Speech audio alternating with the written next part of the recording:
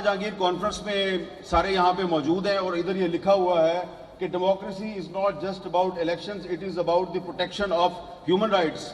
तो मुझे आप ये बताएं कि जिस मुल्क की अदालतों के जज अपने लिए इंसाफ मांगने के लिए फरियादें कर रहे हैं, वो ह्यूमन राइट्स को कैसे प्रोटेक्ट करेंगे? और सिर्फ जज साहिबान जो है वो प्रोटेक्शन नहीं मांग रहे, अपनी आजादी का तहफ़्फ़ुज़ नहीं मांग रहे, हर कोई जो है वो अपना तहफ़्फ़ुज़ मांग रहा है।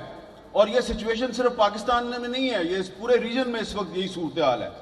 इंडिया की सूरत हाल भी कोई मुख्तलिफ नहीं है, श्रीलंका की सूरत हाल भी कोई मुख्तलिफ नहीं है, बांग्लादेश की सूरत हाल भी कोई मुख्तलिफ नहीं है। लेकिन हम बात कर रहे हैं पाकिस्तान में, पाकिस्तान के बारे में। तो यहां पर इस वक्त जिस आइन की बालादस्ती की यहां पे बात हो रही है, ये आपको मानना पड़ेगा, मानो या ना मानो। आइन पाकिस्तान को यहां पर तकरीबन गैर मुअस्सर कर दिया गया है।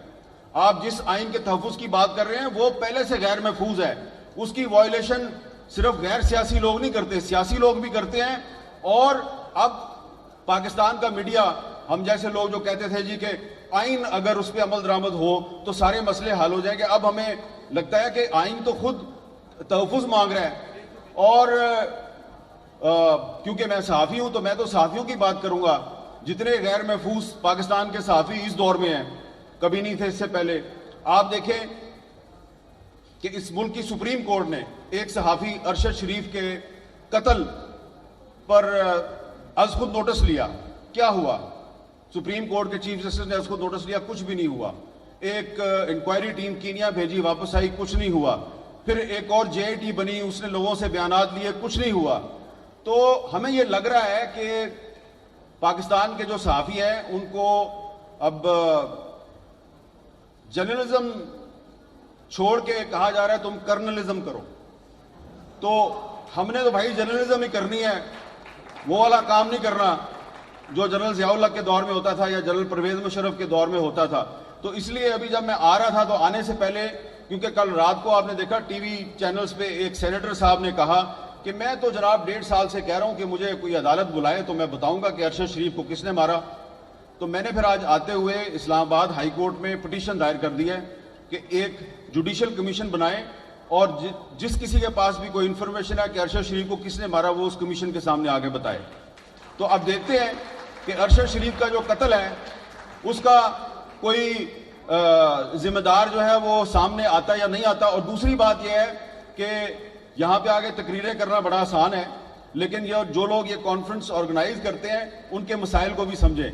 मैं उनके मसाइल में इजाफा नहीं करना चाहता, इसलिए कि धुआंधार तकरीर करके हम तो चले जाएंगे और उन्होंने यहीं पे रहना, अगले साल फिर कॉन्फ्रेंस करनी है। तो वो सनाउल्लाह बलोच साहब कह रहे थे ना कि आप एक कॉन्फ्रेंस ना किया करें, 2 या 3 किया करें। तो आप भी पहले सिर्फ एक पार्टी नहीं, जिन पार्टियों के लीडरों ने यहाँ पे आके तकरीरें की हैं वो अपनी अपनी पार्टियों से 2 या 3 उन लोगों को निकालें और फिर अगले साल आए।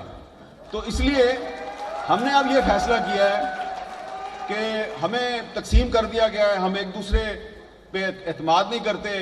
अरशद शरीफ का जो कत्ल का मुकदमा है उसको हम टेकअप करने में, उस पर कोई तहरीक चलाने में कामयाब नहीं हुए, लिहाजा हमने अब फैसला किया है कि अब किसी और के पास नहीं जाना। अब हम जो आप लोग कहते हैं ना ये टीवी एंकर जो है ये बात क्यों नहीं करते, टीवी एंकर ने वो बात क्यों नहीं की, तो आपको तो पता है भाई हम तो पॉलिसी मेकर नहीं है, चैनल किसी और का है, हम तो उसमें बैठ के बात कर रहे होते हैं। तो अगर वो हमें ऑफर कर दें तो हम क्या कर सकते हैं। तो इसलिए अब हमने फैसला किया है कि टीवी एंकर्स का एक एक्शन फोरम बनाया जाएगा और जिस टीवी एंकर्स को कहीं से कोई कॉल आएगी या उसको डिक्टेशन देगी उसकी अपनी मैनेजमेंट या कोई बाहर से, तो हम लोग जो है वो पब्लिक में आके आपको बताया करेंगे।